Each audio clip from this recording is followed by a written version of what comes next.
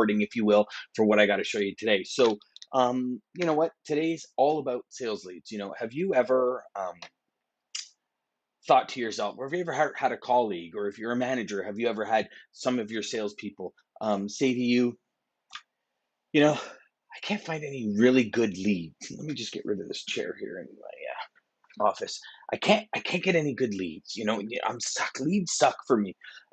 I've heard it so many times before, and the challenge that I have with that is everywhere we go, everything we see is a possible lead, right? We're in transportation and logistics. We touch everything. Everything in this room, everything I'm using, all these little tools and trinkets and stuff and pins and all this, they've all got to get here somehow. So, in my opinion, it's BS and leads are abundant. And I'm going to use one example today. That's a fairly simple example, but what I want to do is I want to expand on that product to really give you a good idea of what leads are. So, what I'm actually going to use is I'm going to actually use this little, set of pens. Now, these particular pens are erasable pens that I use in my Rocketbook. If you guys don't have a Rocketbook, I mean, this is the ultimate when it comes to productivity.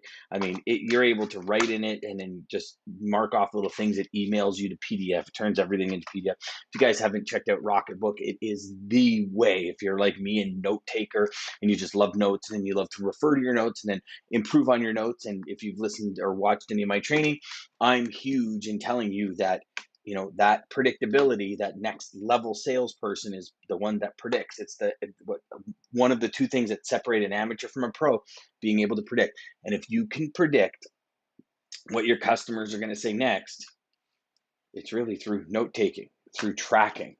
So what I'm going to use is I'm going to use this series of pens, and I'm going to put this series of pens down, and I'm actually going to switch the view here, and then I'm actually going to do a little ninja trick, and hello, I'm back. So let's look at this for an example.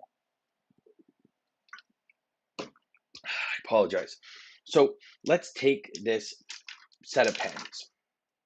Now, what I want you to first look at is a couple of different things. So in order to build these pens, right, that have a retractable function to it, we need springs,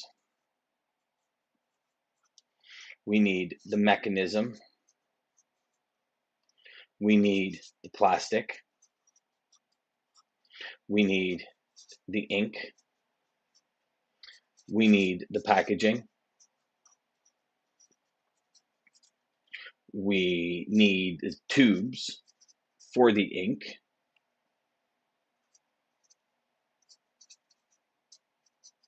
and I hacked that up real good. So what else do we need here? We need the printing, right?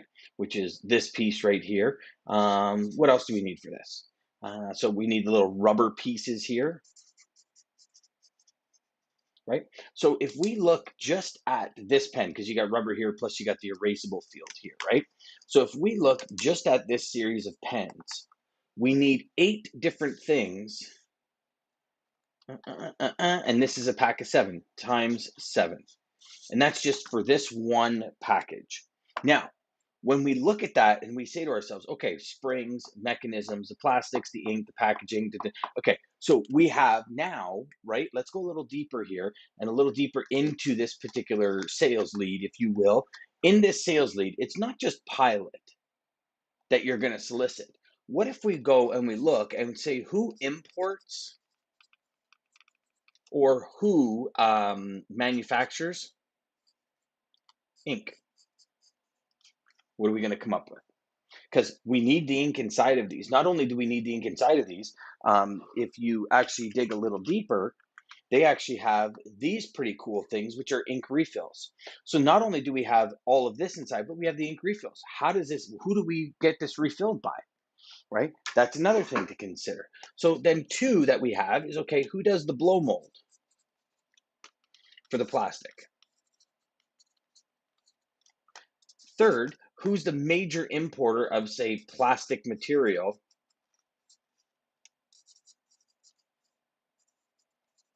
That's the raw of this. 4, Who creates the tubes that this plastic actually goes in? So what you're looking at is who actually creates these jobbies, right? Because now you've got a few different things when it comes to this. You've got the actual plastic jobby, you got the little back end tip, you got the front end tip. So who does all that,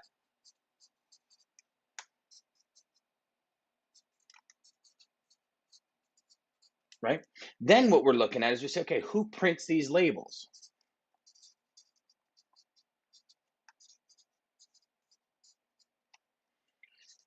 Who does the packaging?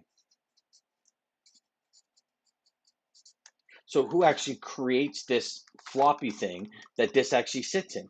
Then above and beyond that, who creates that plastic hard piece that it sits in? So this is actually packaging times two. So you see, when you start digging in real deep, and I'm just going to leave that alone for now. When you start digging in real deep and saying to yourself, okay, this one item, how can I corner the market on this item? How can I look at this item and really distinguish who does it? Okay, seven is where does the rubber come from? Both the eraser and the actual, which is, I guess, the finger part, right? When you start looking at the one item you use, how do you determine where all that comes from? And how, or, you know, when you're going into it, why are we not as salespeople chasing that other side of it? Listen, that part to me is critical because you can have one component, and within that component, what are all the other components that go with it? You can have one notebook, and inside that notebook, where are all those pages coming from? Where is that particular bounding coming from? Where is the plastic cover coming from? So, when we look at a sales lead, if you will, it's not just the lead, it's everything else around it. And until we actually bring in everything else around it, we're actually being very narrow minded when it comes to this particular lead. Why can we not explore eight different companies, which can bring us to however many continents, however many cities, however many manufacturing companies? I mean, we don't know. We don't know to the extent that this goes until we start diving into it. Is there a specific spring company that you can call and say, hey, I love using these particular pens. And because I love using them, I know your springs are in them. If you look at this, if you can see it here, I don't know if you can see it, it's Japan, right? So is this product created fully in Japan, or is it these products are in Japan? So who imports them? If Japan's the largest producer of the packaging or largest producer of the plastic or largest producer of the ink, how are they bringing the ink in? When the ink gets in, how is it put into these little things? Right? And what happens when it gets here? How is it produced? If Japan is the importer, then which company in Japan imports the most of this stuff? And who do they import it to? Are you able to get a hold of those companies and bring them in? Because I'll tell you one thing, when it comes to this type of stuff, it's not just Pilot bringing it in. It's not just this company. There's companies out there that produce ink for all sorts of other companies that actually just say, okay, we're doing it for Pilot. It's the same thing with water, right? If you actually go to water companies that do bottled water, there's companies out there like Fernbrook that does bottled water for multiple companies, including President's Choice. So it's white labeling, if you will. So why can we not focus on them? Why can't we not intersect a lot of this stuff? See, this is where sales leads goes to the next level. This is where we're able to take one lead and make it into 25 different leads. Just think of a product. Okay, so for example, if you go to up here in Canada, Canadian Tire, Home Depot, Lowe's, Rona, any of the big hardware stores, Ace Hardware, if you're, wherever you are, it doesn't matter. And you look at one single thing. Let's use a drill, for example. Whether DeWalt, Makita, Ryobi, I don't care. Think of all of the different companies involved to put that drill together. You got all the mechanisms, you got the packaging, you got the printing of the packaging, you got the tape, you got the staples that the packaging comes, you got the internal packaging to put the product in, you got the blow mold for the actual form of the drill, you got all the mechanics inside the drill. That's a ton of different sales leads that you can go after. And that's how you really corner a market. When you start bringing X, Y, and Z in order to make A, that's when things change. That's when sales leads are abundant. So if you're struggling, or if you've ever said to yourself, I got no leads. You know, I remember my last company that I was in, major company that I was in as a salesperson. They were close to $1 billion company.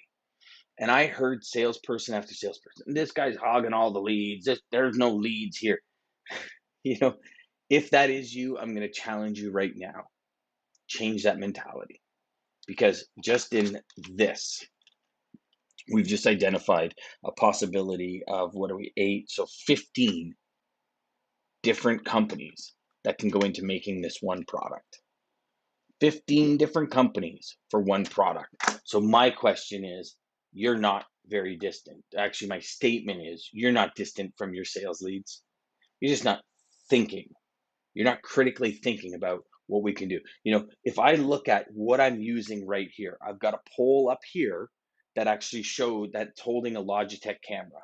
I'm staring into a Canon XA11. I've got a desk with material on a desk with plastic, which with gas shocks that the desk rises and lowers. I'm staring at a Mac right here that has a component, a fraction. I got hard drives, I've got pens, I've got pencils, I've got Sharpies. All of these companies have multiple components that come in.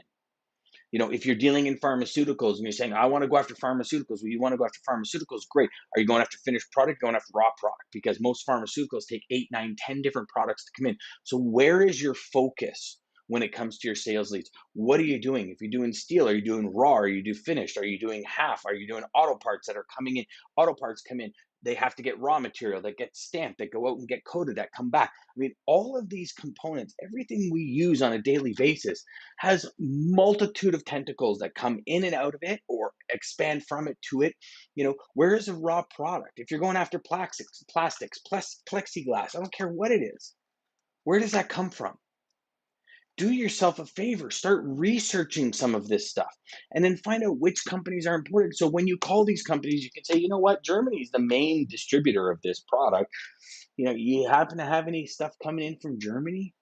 Because I've got some pretty cool opportunities for air and ocean out of Germany. You know, hey, I understand, Mr. Prospect, that you got this stuff coming in from X, or that the major, producer of the raw material you use is from X. Would that by chance be the same person you're pulling from? Or I've also found a couple in North Carolina, South Carolina, and Texas. Are you pulling from these locations? See, so when you're calling these sales leads, you've already got set 15 other places or different areas you can go to have the conversation about this one product. And that, my friends, will help you never, ever be short on sales leads again. Until the next time, my friends, we're sitting here Friday, we're 2:16 p.m. So I wish you an absolutely fabulous weekend. And I hope this has enabled you to really just expand your thinking for a minute on really what even just something as simple as this can really give you. Like a simple idea of a box of pens. All of these companies or all of these producers, both front, back, importers, raw, finished, can help you really achieve the sales results you want, because with this one thing, you got 15 companies you can start calling. Until next time, my friend, remember, go out there, make every call educational, crush your sales. And again, before we leave today, yes, I know Dan's got more announcements. The NRDD show starts next week, Tuesday, 3 p.m. Eastern. Make sure to be there. It's season 2, which is going to kill it. And if you're ready to build a solid foundation of your sales with, a million more strategies and tactics like this, I'm telling you, join the 28-day high performance sales challenge. Go to dandeegan.com, DANDEIGAN.com, and register today. Our next, September, so 2 weeks from Monday or a week Monday is when we start our group 2. So go in. We've had incredible results with group 1 already. Take care, my friends. Have a great weekend.